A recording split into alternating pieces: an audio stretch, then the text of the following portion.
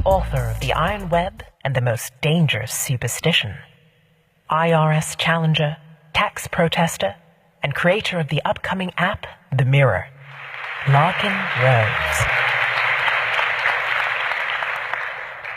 I'm going to start with a disclaimer. This week I've heard a lot of people talk about nonviolent communication and compassionately talking to people, and I talked about that in my seminar that I did a few days ago. And I just want to warn you that this morning I'm going to be abrasive and offensive and say swear words. Now that might lead you to assume that I disagree with all those people who said those other things, and I actually don't. And so I hope you're not so offended that you run out of the room before the end, because then I'm going to explain why I'm happy that different people use different approaches. Voltaire is quoted to have said that if you want to find out who rules over you, find out who you're not allowed to criticize. And most Americans these days will say, well, sure, that applies to tyrannical regimes and stuff, but here we're allowed to criticize anybody we want. We're allowed to say bad things about the people in power and stuff like that. And to a certain extent, that's true. For the most part, you can bash the control freaks at the top of the authoritarian empire, and they won't kill you. Every once in a while they will, but usually they won't. However, there is a form of censorship that is more effective and more insidious than old-fashioned state brutality of you criticize us, so we're going to beat you up. And that is the censorship that comes from people censoring each other, from people being indoctrinated to a point where they don't allow others' opinions that clash with things that they were trained to think and assume and basically worship.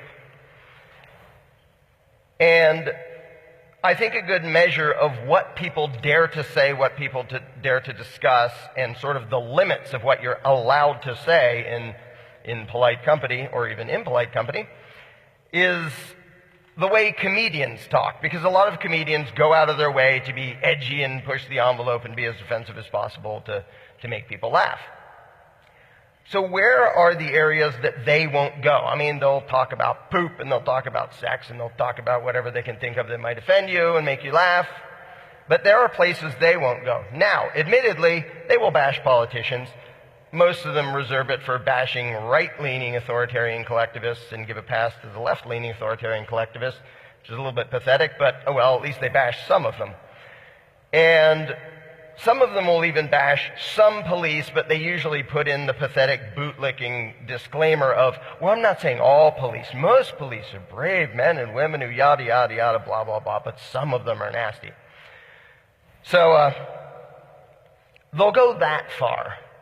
But there are things they won't say. There are people and there are concepts and beliefs that most comedians, no matter how offensive they like to be, don't dare to say. I'm here to say those things today.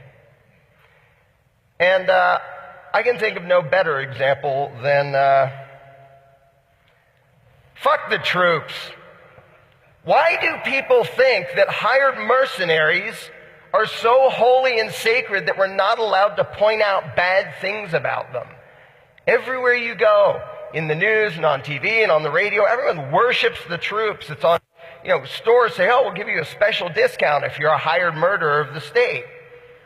And you're not allowed to come out, you're not even allowed to come out and point out and show video, look, here are the U.S. troops committing murder. Well, you're a horrible traitor for pointing that out. Because we've been indoctrinated to worship a gang of people whose job it is to go to the other side of the world, blow shit up and kill people, and heaven forbid you ever criticize the people who do that.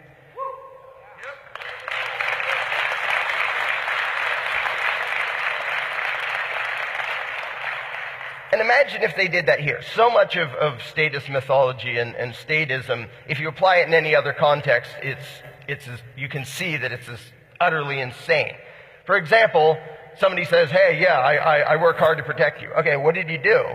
Well, there was a bad guy the next neighborhood over. Oh, and you went and stopped him? Yeah, well, how'd you do that? Well, we strafed the neighborhood with bullets for about a month. We dropped several tons of bombs on it. We killed 200 or 300 civilians, but we got the bad guy. Now, who would say, wow, thank you for your service. Thanks for protecting me. Nobody. We'd say, you're a fucking lunatic. Stop doing that.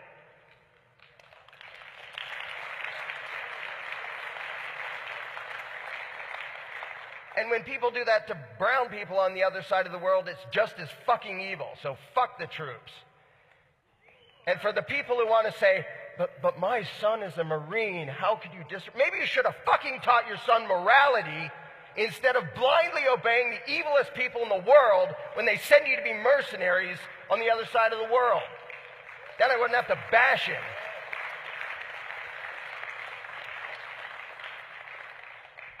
But they're fighting for our freedom. How much of this statist bullshit are people going to repeat before they think about it? Yeah, because the guy in a cave in Afghanistan, he was totally going to come over here and conquer and enslave all of us, if not for the brave U.S. troops driving around in Humvees on the other side of the world. Yeah, they were definitely going to enslave us. How does anybody believe that? And I made a video called, I forget what it was even called, but about what do you think the troops are protecting us from? What do you really imagine? Literally describe what you think would happen if there weren't U.S. military bases all over the frickin' world. Who do you think is going to come here and forcibly dominate 300 million Americans, 100 million of whom are armed? It's a total freaking joke that we need a military at all, and it's utterly insane to say they fight for our freedom when they work for the one organization that is actually a threat to the freedom of the American people, which is the United States fucking government.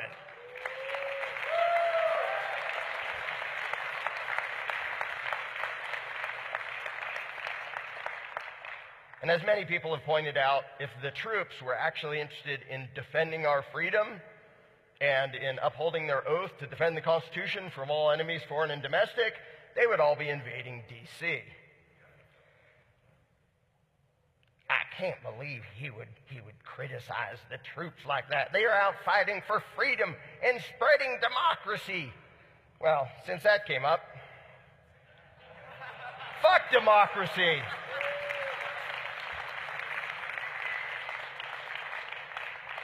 Democracy is a nice term for the majority violently oppressing a minority. And we're taught that that equals freedom. The best example I can think of democracy, pure democracy, direct democracy, is called gang rape. And it's not okay. It's not okay for the majority to force its will on the minority. And of course, what it actually does, and we all know this, but most of the world thinks, yeah, democracy is how we work out our differences. Democracy is what keeps us at war with each other. It keeps us clamoring to government. Please force my neighbors to fund what I believe in. Force them to behave the way I want them to behave. Meanwhile, the neighbor is saying, no, force him to be what I want him to be. Democracy is not freedom. It's the exact opposite. It makes perpetual warfare, and it always will. Now, some people are going to say, this is not a democracy. This is a constitutional republic. Don't worry, we'll get to that. So in addition to they're fighting for our freedom, which is bullshit, and they're spreading democracy, which A, they're not doing, and B, if they were doing, would be evil anyway, one of the most ridiculous things is they're fighting for our flag. Well, since that came up, whoops, where is he? There's lots of things to insult. I'm missing one. Fuck your flag.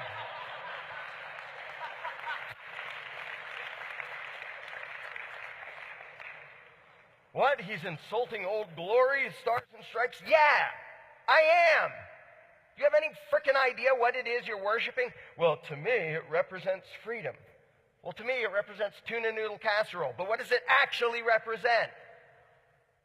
If it represented freedom, would it be flying in front of every office of the biggest extortion racket in the world, the IRS?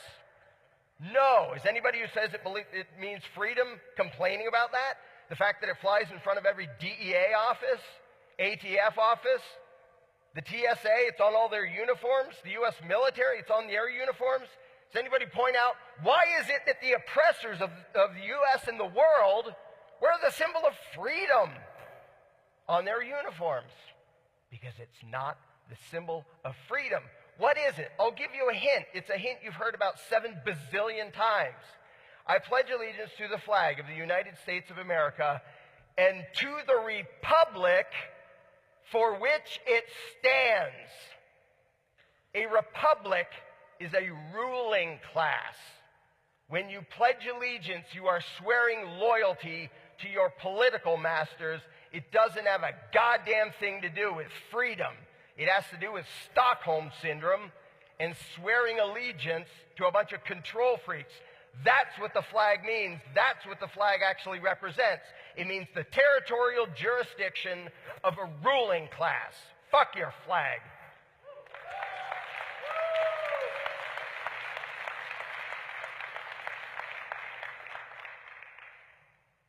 And since republics came up, constitutional republic, that's what makes us great and unique and yeah, well, fuck your republic.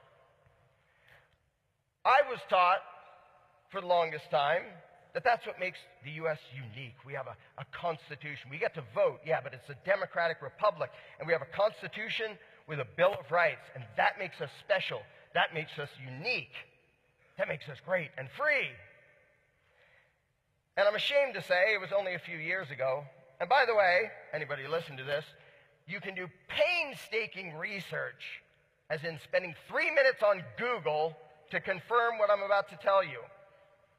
Democratically elected constitutional republics with a Bill of Rights, that has been the most dangerous, destructive, oppressive, murderous institution in the history of the world, far, far above anything else ever. And if you don't believe it, let me give you a few examples. Most murderous regime in history, Red China, also known as the People's Republic of China. Yes, they have a constitution. Guess what? Their constitution says they're all allowed to vote. Guess what else? Their constitution has a Bill of Rights. Communist China is a democratically elected constitutional republic. Number two, Soviet Union, also known as the Union of Soviet Socialist Republics. Yep, has a constitution. Yep, it lets them vote. Yep, has a Bill of Rights. The Weimar Republic. Now, most of America is ignorant enough to say, the what? Nazi Germany. It's the thing that turned into Nazi Germany, which was completely constitutional. The Weimar Republic was a democratically elected constitutional republic with a Bill of Rights, and they brilliantly put in a line that said, if things get really bad and there's an emergency, the head doofus gets to suspend civil rights. And guess what? He did. And we got Nazi Germany, thanks to democratically elected constitutional republics. And what is the cliche example today of the most oppressive, backwards regime on the planet? North Korea, also known as the Democratic People's Republic of Korea. Look up the frickin' Constitution. Yes, they have one. Yes, they're allowed to vote. Yes, they have a Bill of Rights. No, it didn't do them any fucking good. How dare he blaspheme our Constitution? People talk as if it's actually sacred, and it demonstrates the fact that statism really is a religion, and it really has dogma that people aren't allowed to think about, they're not allowed to question. And so, while we're at that, fuck your Constitution. And when I was growing up, I was taught the mushy-headed thing that the Declaration and the Constitution were sort of the same thing written by the same people and more or less, freedom, yay, hurrah, hurrah. And it was only many years later that I realized, no, the Declaration was pretty dang close to being an anarchist document because the whole point was, hey, you guys who think you have the right to rule us, in that case the British Crown, screw you, you're not the boss of us. Whereas the Constitution was, we're now the boss of you. And I didn't know for the longest time that the main people behind the American Revolution hated the idea of the new Constitution. Thomas Paine, the author of Common Sense, and Patrick Henry, good old give me liberty or give me death, railed against the Constitution and said this is going to be worse than a king very quickly. And guess what? It very quickly became worse than a king. And now on July 4th, you have the ridiculous spectacle of a bunch of Americans waving an American flag, which is a little bit weird because there wasn't an American flag on July 4th, 1776. There wasn't a frickin' United States of America yet, but never mind the foggy-headed stupidity.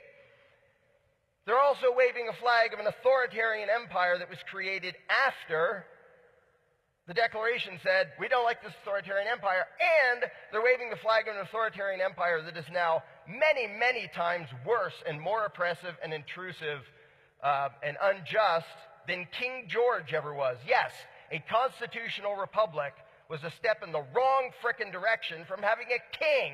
That's how bad they are. And that lovely Constitution created the biggest authoritarian empire in the history of the world, with the biggest war machine in the history of the world, and the biggest extortion racket in the history of the world. And constitutionalists are saying, but if we try it again, it might work. No, it frickin' won't. And by the way, when you sound that, when you say that, you know what you sound like? Communists. Well, constitutional republic didn't work in the U.S., or the Soviet Union, or China, or North Korea, or any of the other places, but they just didn't do it right. Well, gee, where have I heard that before? If your theory fails every time it's applied to the real world, maybe your theory sucks. Minarchism sucks. It doesn't fucking work. I can't believe he's bad-mouthing our country. It's unpatriotic. It's treasonous. Well, since we're on that, fuck your country. And fuck your loyalty to your country. The idea of a country is what it actually means. Again, it's the territorial jurisdiction of a ruling class. And loyalty to that is trained into the subjects of every empire, every ruling class. They train their subjects to think, we're great, we're awesome, we're special. It really is, patriotism is Stockholm Syndrome. It is feeling an attachment to your political enslavers. And when I ask people, okay, you say you love your country, what the hell do you mean? Is it the people? I mean, there's a bunch of people there that are pretty dang cool. There's a bunch of people there that are obnoxious and a bunch that are downright evil. So I wouldn't draw a line around them and say, these are the good people, but when you go over the line, that's the bad people. That's utterly stupid. Or do you mean the land? There's lots of pretty cool land, but if you step over into Canada, it's still pretty cool. Like, what are you loyal to when you talk about loving your country? What is it that you actually love? And they don't know. They've never thought about it. I didn't think about it when I was all patriotic and a statist. I never thought about it. And it never occurred to me that the entire purpose of getting somebody to feel loyalty to their political jurisdiction they live in, it's like loyalty to your slave plantation. I'm proud to be a slave on this plantation instead of that worse plantation over there. It's a divisive thing. It's about dividing people and having people be at odds with each other. My country's better than yours. And both sides do it. So yeah, patriotism is not at all a good thing. And it makes people say and believe stupid things. Love it or leave it. Which, at least that's not quite as bad as my country, right or wrong, which is I'll be loyal even if we're the evil guys. Like, okay, so people don't say that much anymore, but they do say love it or leave it. Well, do you apply that to like your car and your house? Hey, dude, nice car, but your left rear wheel, it needs air. If you don't like it, you can get out. How about if somebody points out evil shit going on in your country, you try to fix the evil shit instead of bitching at the one who pointed it out? But no.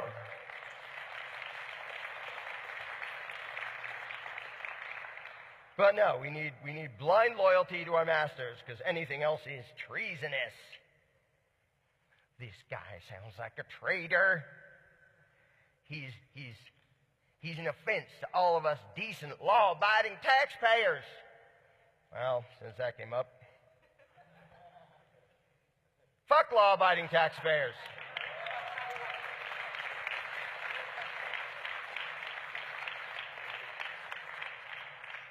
Every tyrannical regime in history was funded and manned and carried out by law-abiding taxpayers. It is nothing to be proud of. And people don't even think about the terms they use. Law-abiding. That doesn't mean good. It means you're doing whatever the hell the politicians tell you to. Taxpayer. That doesn't mean you give your money to good things. It means you give your money to politicians. It is the essence of Stockholm Syndrome to be proud to say, I do what the politicians tell me and I give them my money. And that's what law-abiding taxpayer means. Every regime, every army, government doesn't create any wealth. It steals it. It steals it from law-abiding taxpayers. Now, I can sympathize with people who get robbed and out of self-preservation go along and they give, they hand over money, like, the victim of a carjacker. If a carjacker steals your car and you give them the keys to avoid getting your head blown off, it doesn't mean you advocate carjacking. And for the people who, pay up to avoid being caged or robbed or whatever else, I can at least understand that when you express pride in it, that's utterly insane. Well, I'm proud to pay my taxes. No, you're not. That's the lie you tell yourself to deny the fact that you're a victim. You're enabling your abuser. And that's why I use the term battered citizen syndrome. Because that's really what it is. It's an exact parallel. Well, yeah, they steal our money and they boss us around and they do all this evil crap. Well, how about we don't have them? No, we can't. I don't know. I can't even picture life without them. And they really love us and they really care and they're trying to take care of us and they'll probably be better soon. And it's sad. It's funny, but it's sad because that's what the American people do. That's what the people of every country do, is they make excuses for their oppressors. And then they take pride in being law-abiding taxpayers and pretend, we're proud to pay my taxes. Really? So if there wasn't a threat, if you were just left in freedom, you'd spend hours filling out long, stupid forms and then give a giant pile of money to the federal government and a pile to the state and a pile to whoever else? Really? And you'd pay for every single thing on the list on what's in the federal budget? Really? You do that voluntarily? No, you wouldn't. You're lying to yourself and you know it. Even if there's some things that you would fund voluntarily, first of all, the government version is always idiotically inefficient and corrupt. But even if there's some things like, well, roads, I wouldn't mind paying for roads. Cool. What do you mind paying for? Everybody has things that the government does that they don't like, which means everybody who pays taxes doesn't really want what they're forced to pay for. So to pretend I'm proud to pay my taxes, it's sad. It really is an expression of Stockholm Syndrome that I'm going to pretend that I'm going along with this. I'm going to pretend that I like this while I'm being abused because it's too embarrassing to say, yes, I'm a pathetic victim who lets my abuser do whatever the hell he wants to me. And I do nothing to resist, not even speak out, not even condemn his actions. And that's what it is to express pride in being a law-abiding taxpayer.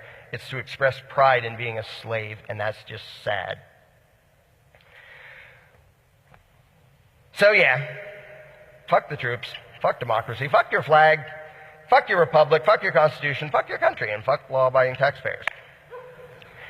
Now, I would like to do a drastic downshift. Put something more pleasant up there. A lot of people, if they heard this rant, or if they read some of my articles or saw some of my videos, one being Message to the Voting Cattle, which is almost as rude as this talk today, but not quite. A lot of people who believe what most people believe and have been taught to respect law and authority and yada, yada, yada, and have been trained into statism will respond to this by saying, he's so hateful and he's so intolerant and it's so divisive. And that shows just how profoundly warped their perception of reality really is. And I can understand why it sounds like I spend so much time being against things, because I am against things. But the reason I'm against things is not from hatred. It's not from intolerance. It's not from trying to be divisive. It's the exact opposite. Government and the belief in authority and democracy and all the things I was talking about, those are based on hatred and intolerance. The word tolerate doesn't mean you like it, doesn't mean you approve of it. It just means you allow it to exist. Nobody who votes for a political master is tolerant. Nobody.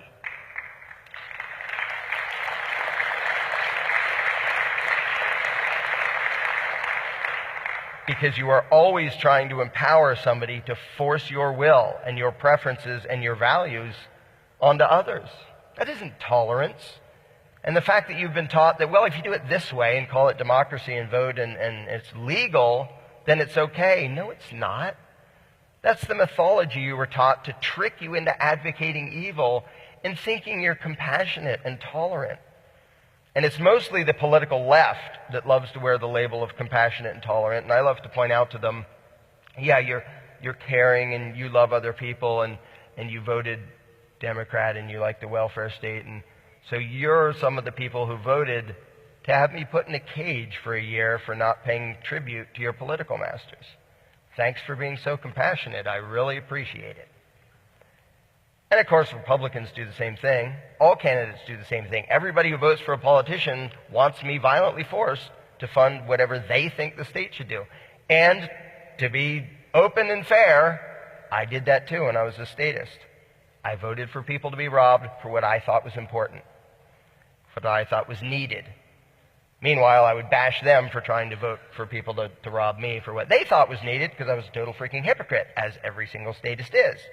Eventually, I noticed the contradiction, I noticed the hypocrisy, and I started to whittle down what I believed in. Government, all right, yeah, involuntary taxes, that's not okay. And it can't really have a monopoly, because if somebody else says, well, I'll exercise the right of self-defense for you for a fee, you know, they have the right to do that. So it doesn't have a monopoly, it doesn't have a territory, it doesn't have... And I whittled away and said, there, now I have the ideal government, and said, that's not government. I whittled off all of the things that made it count as government, and then I realized I don't believe in government anymore. I can't. It's impossible for it to be legitimate and moral. Now, I talked before at the beginning about how a lot of people, including me at other times, want to be gentle and invite people to think about concepts, and they say, like, don't be offensive and don't offend people. I'm really glad to have a bunch of people doing it different ways. And I do it different ways myself. So I don't at all think everybody should do it the way I'm doing it. No, everybody should do it whatever way they think is best, whatever way they're best at, and whatever gets the best results. I happen to believe that if nothing else works, people should feel guilty. They should feel bad. They should feel insulted and condemned for advocating evil. Why does war happen? Because people worship the troops. And people feel good about signing up to become the troops. If half their neighbors said, ew, you're joining that violent, evil gang, well, don't ever talk to me again, you psycho, they wouldn't do it. They need the peer pressure that says, what you're doing is fucking evil, stop it. And if you can gently talk them into that beforehand, outstanding. Then I don't need to offend them. But obviously, that hasn't stopped it yet. So if the choices are offend the hell out of them to make them maybe think, even if they get defensive, even if they hate me, by the way, I don't care if anybody hates me. If I can make them think about something and they think I'm the most horrible person in the world, I don't care. They thought about something. And they might change their mind. Incidentally, I know a lot of former Marines who are now anarchists, some who saw combat and some who didn't. And several of them have told me, yeah, I needed someone bashing the hell out of me, because of all the worship and all the praise and everybody thanking me for my service. And now I know a bunch of former military people who are embarrassed as hell when somebody thanks them for their service. Like, who do you think I served? I didn't serve you by going and terrorizing people on the other side of the world and kicking in doors and pointing machine guns at people's faces. They weren't coming here. They weren't going to attack us. I was serving the giant ruling class and its corporate buddies, and that's all. And along that line, I highly recommend a book called War is a Racket by Smedley Butler, who was, at the time of his death, the most decorated Marine in history, who had like 30 years of combat experience and finally figured out, wow, I'm just a tool for some of the evilest people in the world. So sometimes I point to that because people say, well, if you haven't served, you can't criticize. And if I haven't been a serial killer, I can't criticize them either? That's an interesting standard.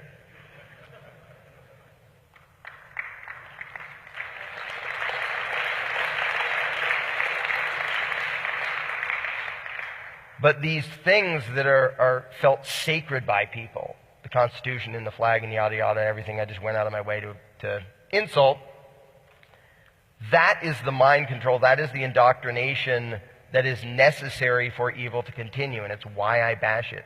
You know, the whole notion of nationalism, and like, my country's better and your country's that. You can't get giant groups of people to have wars with each other unless you fabricate a distinction. This is Team A, this is Team B.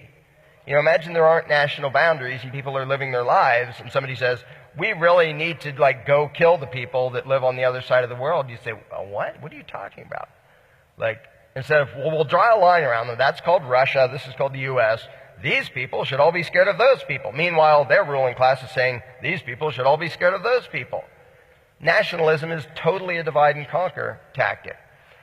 Everything government does is based on fear and hatred and intolerance and divisiveness. They can't function any other way. Who the hell would say, yes, you can have power over me, if the guy didn't first say something really, really scary is going to happen unless you give me power over you? They have to keep us afraid. Who the hell it would feel like, we're safe, we're happy, everything's going fine. You know what we need is a big, violent, dominating psycho stealing our money and bossing us around. And so government and the belief in authority, that is what is intolerant. That is what is hateful. And here's the part I don't usually talk about, and I should more often. It's more fun to just rant and rail. First of all, what I hate is not the people. It is the ideas. It is the insane superstition of authority and government and all that goes along with it, all the political mythology we were taught. Why I bash those things? Yes, I'm very much against those things. But why? Why bother to be against them? I bash those things. I spend my whole life bashing those things in one way or another, not because I hate those people, but because I love humanity. And I see what humanity is supposed to be. And I see the millions of people kept in cages for having the wrong plant. And I see the hundreds and thousands or millions of people who are killed as a result of nationalism and authoritarianism. And I care about those people because they're human beings.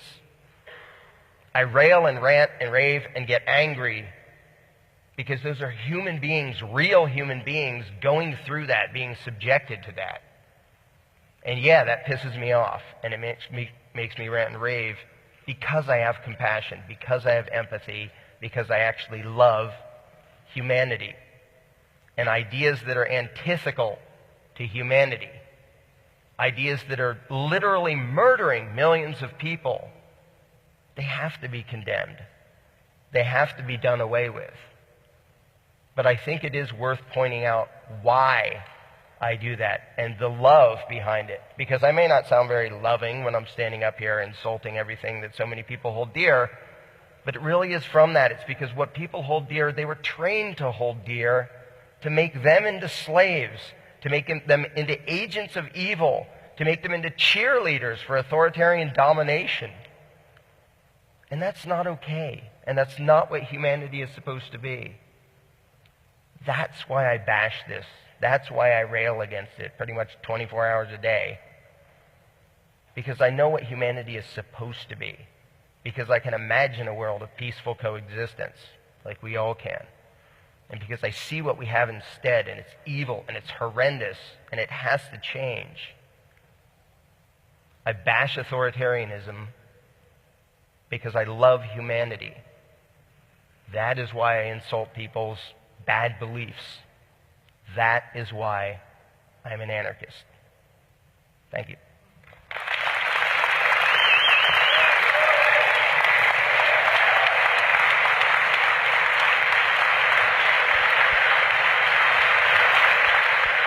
In a world where Antifa riots in the city streets, cops rage out of control, and the leader of the free world is a fat-ass casino owner, one event stands alone to make anarchy great again. I actually love humanity. That is why I'm an anarchist. Backwards in the building like we the ceiling, we illin'. No matter who find it appealing, I'm here and I got a feeling that we'll be dealing a lot of pain with a penicillin get drilled in your head. That we are monsters and yeah, we come from the slums and for months we've been bumped, but for once I am now comfortable. I want to grow, I want some more success, and I want to know that greatness can't be rushed, can't be less, so face the fuss. Feel free to hate on us, we lace them up. Dudes, we done paid them up. Keep snakes away from us and safe from us you might wanna be. Remember when clowns used to make fun of me and now they wanna be me, see me and they run at me. I'm gonna be the greatest, yeah I wanna be, but I am not the one to be the fakest for the sake of being played. I'm here like I never left, set to hell. Nah, cause I can't just fail, so just prepare your ears, it'll get for real. We will never talk for sale, it's squad time. My mind and my thoughts, my highs and my thoughts, my words and my loss. When will I fall off? It's a chance for me. You are now listening to Veracity. Yeah. Fuck the media, fuck the banks, fuck drone strikes, fuck tanks, fuck hunger, fuck war, fuck ignoring of the poor, fuck the left, fuck the right, fuck the government. Thank you, thank you, thank you, thank you.